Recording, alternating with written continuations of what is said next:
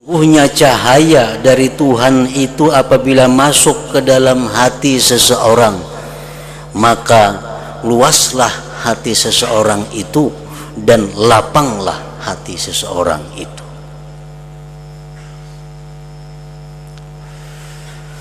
Sahabat Rasulullah bertanya, "Faqila ya Rasulullah, hal lidzalika min alamatin yu'rab?" Adakah yang demikian itu wahai Rasulullah tandanya? Bagaimana tandanya orang yang berhati lapang itu? Apa alamatnya orang-orang yang hatinya diberikan cahaya oleh Allah Subhanahu wa ta'ala? Apakah itu ada alamatnya wahai Rasulullah? Qala na'am, jawab Nabi, ada. Ada tandanya orang-orang yang berhati lapang itu. Ada tandanya orang-orang yang berhati diberi cahaya oleh Allah Subhanahu wa ta'ala.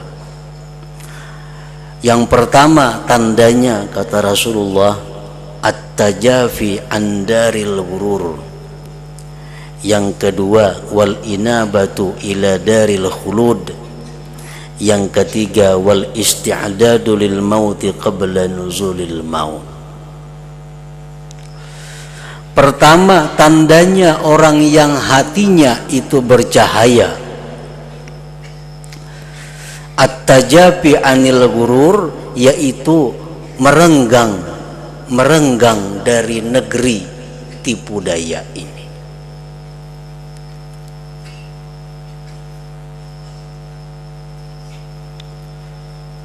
Yang kedua, kembali kepada negeri akhirat yang kekal. Yang ketiga, bersiap untuk kematian sebelum datangnya itu kematian. Nah, tiga ini tandanya orang yang berhati lapang, orang yang punya hati diberi cahaya oleh Allah Subhanahu wa ta'ala. Yang pertama, Rasulullah menyebut at-tajafi anil ghurur, renggang daripada negeri tipu daya. Maksudnya renggang itu adalah bahwa dunia itu bukan merupakan perhatiannya yang utama. Dunia itu hanya dijadikannya sebagai bekal untuk hari kembali. Nah, itu yang dimaksud dengan renggang. Orang-orang yang menjadikan dunia sebagai tujuan utama, orang-orang yang menghabiskan waktunya untuk mengejar dunia, itu orang-orang yang merapat dengan dunia. Pikirannya dikatakan 90% pikiran dunia, waktunya 90%, 60%, 70% untuk mengurusi dunia. Ini bukan renggang dari dunia, merapat dengan dunia. Nah, kalau orang yang renggang dengan dunia itu adalah bukan yang utama baginya. At-tajafi andaril ghurur, merenggang daripada negeri yang tipu daya. Kenapa dunia ini disebut dengan tipu daya? Dunia disebut dengan negeri tipu daya. Para ulama mengatakan antara lain, dunia ini disebut tipu daya. Bagaimanapun baiknya dunia ini kepada kita, bagaimanapun sayangnya dunia kepada kita, ujung-ujungnya dia akan meninggalkan kita. Nah, ini contoh tipu daya dunia. Kita dirangkulnya, kita didekatinya, kita diberinya, kita disayangnya, tapi ujungnya dia akan meninggalkan kita. Akhirnya kita jadi sedih, akhirnya kita jadi menderita. Nah, itulah contoh bahwa dunia ini tipu daya. Para muhibbin rahimakumullah, pengertian merenggang daripada dunia itu bukan berarti kita menghilangkan pemikiran atau waktu untuk dunia sama sekali. Agama kita tidak melarang kita berurusan dunia. Agama bahkan mengatur bagaimana orang berusaha. Agama mengatur bagaimana orang bertani, beternak, berdagang dan sebagainya. Itu menunjukkan bahwa agama tidak melarang kita untuk mengurus dunia.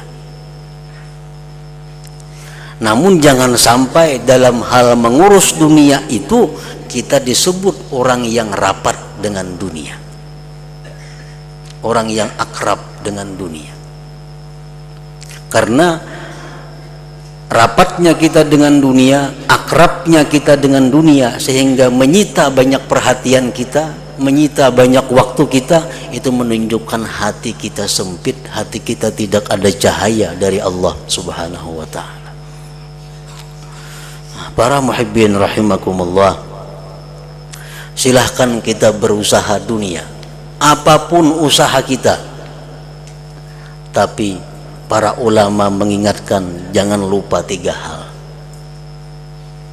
Kalau 3 perkara ini kita langgar, itu menunjukkan bahwa kita sudah termasuk orang yang terjerumus ke dalam jurang dunia. Tapi kalau 3 perkara ini masih bisa kita pelihara, kita masih bisa selamat daripada yang dicela. Yang pertama, mereka ulama mengatakan kepada orang-orang yang berurusan dengan dunia, seperti berusaha dan sebagainya. Yang pertama, an-niyatus salihah, niat yang baik. Nak berdagang silahkan, nak bertani silahkan, berkebun, beternak, jadi pegawai, jadi buruh, jadi apa silahkan. Tapi pertama niatnya bagus, niat bagus.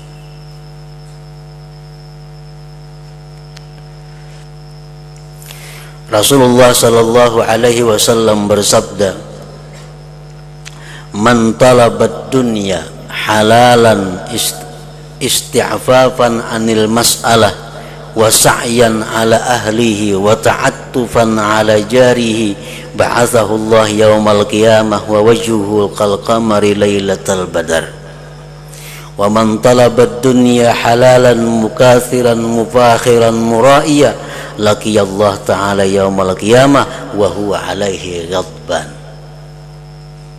Nah, ini Rasulullah menerangkan bagaimana orang yang mencari dunia dengan niat. Barang siapa yang mencari dunia, berdagang, berkebun, halalan halal, jangan yang haram, yang halal. Niatnya mencari dunia yang halal itu adalah isti'fafan anil mas'alah, karena menghindari daripada mengemis,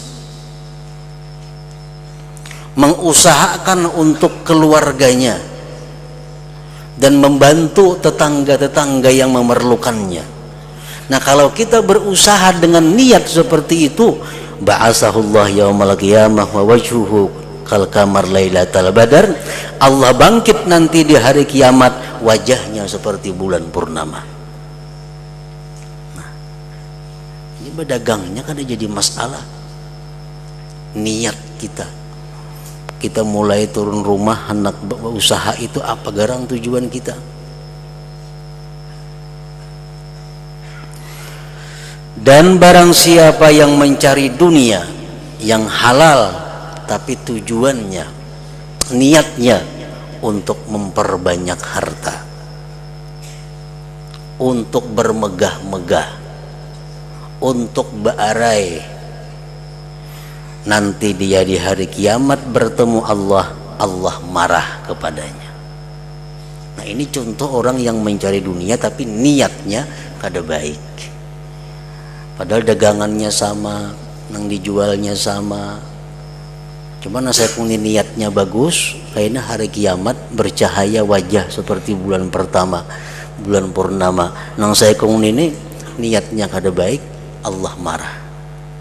Nah, jadi silahkan kita mengurus dunia, tapi jangan lupa bahwa niatus salihah itu mesti ada, niat yang bagus. Berusaha dengan niat supaya kawan naik haji, bagus.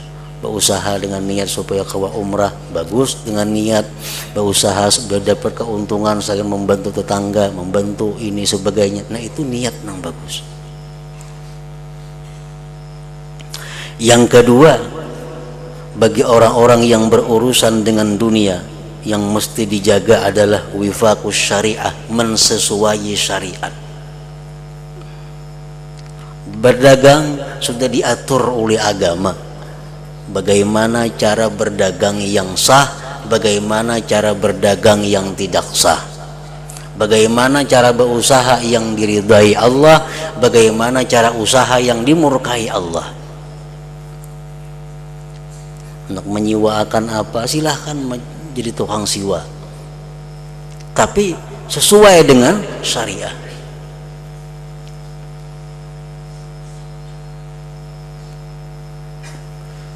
Artinya kalau niatnya bagus tapi usahanya kada sesuai dengan syariat, maka niat yang bagus itu kada akan bermanfaat. Orang gawian nang haram, gawian menipu orang, tujuan nak bersedekah, menambahi dosa benar. Menambahi dosa bukan dapat pahala. Nah, wifaqus syariah. Yang ketiga, supaya orang-orang yang mencari dunia tadi tidak termasuk dekat dengan dunia, la tulhi an dzikrillah, tidak melalaikan dia daripada zikrillah. Waktu sembahyang kada terganggu, waktu membaca Quran kada terganggu, waktu menuntut ilmu kada terganggu, waktu membaca wirid kada terganggu, karena dagangannya, karena pekerjaannya semua teratur. Nah, berdagang ya berdagang, karena zikir ada lagi jam-jam tertentu. Nah, sehingga dagangannya itu kada mengganggu dengan zikrullah, dengan sembahyang dan semisalnya. Nah, bila mana kita bisa berusaha dengan tiga perkara tadi, niatnya bagus, usahanya sesuai syariah, dan kita tidak melalaikan mengingat Allah Subhanahu wa ta'ala, maka kita termasuk sudah dalam golongan orang-orang yang renggang daripada dunia tadi, yang menunjukkan bahwa dada kita, hati kita lapang, hati kita diberi cahaya dari Allah Subhanahu wa ta'ala.